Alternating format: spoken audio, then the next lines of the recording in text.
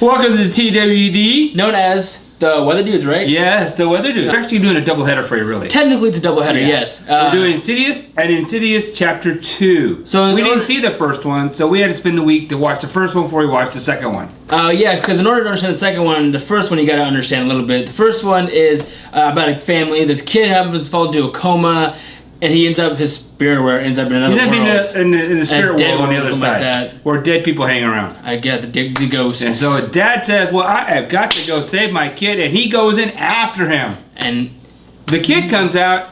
So does Dad Daddy. comes out a little different. Something followed him on the way back Something out. has come back with him, and Which now, starts us with Chapter 2. That's right.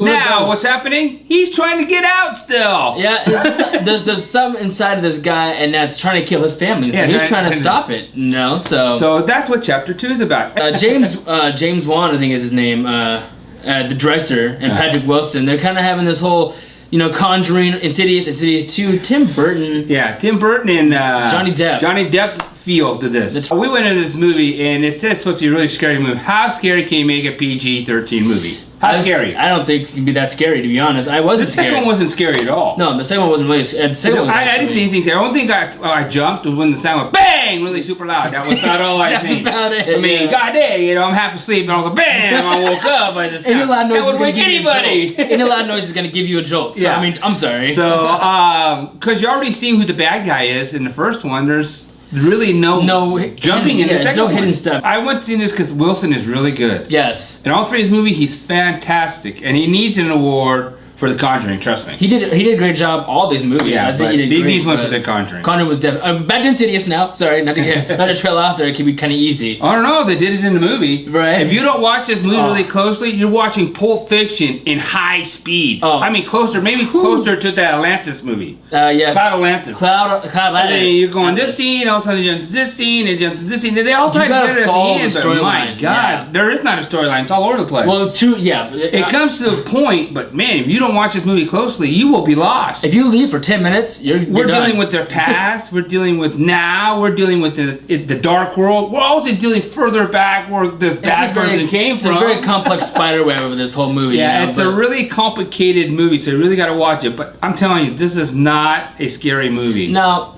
I mean, fortunately, Conjuring has messed that up for me because that is the new level of scary. Yeah, Conjuring was really good, so we kind of set the bar a little higher. Yeah, they moved the bar up on us, but. Don't get me wrong, this is a good movie. So moving on to the rating of the movie, right? Yes. And we're gonna keep in the spirit of this, spooky-ish horror genre as we always do when we watch a horror movie. Yep.